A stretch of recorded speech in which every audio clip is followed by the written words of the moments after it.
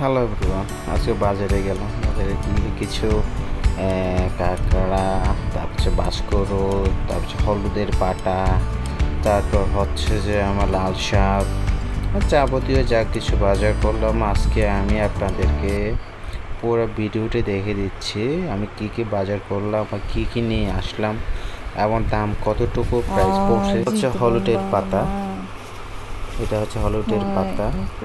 আর এগুলো মিষ্টি কুমড়া, লাল শাক, টমেটো, আর হচ্ছে জুম চাষের মারফা বলে মারফা, টমেটো, আর হচ্ছে মাছের ডিম, রুই মাছের ডিম। আর ওইটাও আর হচ্ছে জঙ্গলের মারফা বলে জুম চাষের মারফা। আর এটা হচ্ছে টমেটো, আমি খুলতেছিলাম।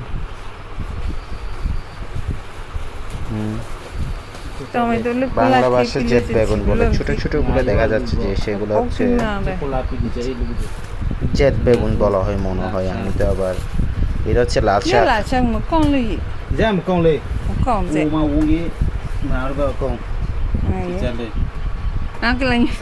আবার হচ্ছে যে এখন আমি বের করছি, এটা হচ্ছে মাকলাই, নাপি দিয়ে এটাকে সিদ্ধ করে খাওয়া যায়, অনেক স্বাদ।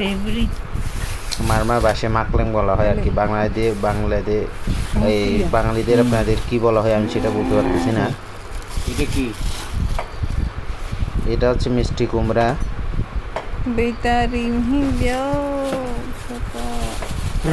আর এটা হচ্ছে সামুদ্রিক কাঁকড়া। সামুদ্রিক কাঁকড়া নিয়ে আসলাম 1 কেজি।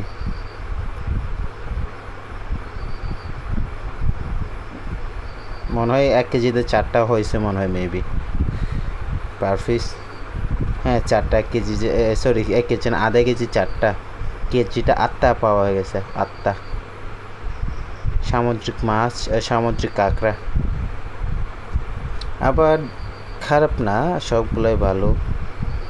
1500 টাকা বাজেটের এতটুকু আজকের দিনে।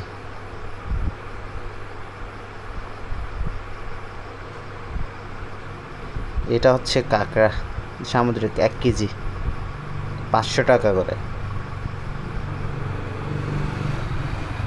আর এটা হচ্ছে খেজুরের, আমাদের দেশীয় খেজুর। এটা হচ্ছে দেশীয় খেজুর আমাদের,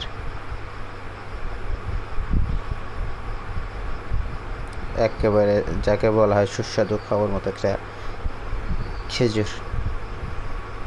এটা ন্যাচারালি কোনো ফল এই বিষমুক্ত, এটা হচ্ছে বিষমুক্ত ন্যাচারালি।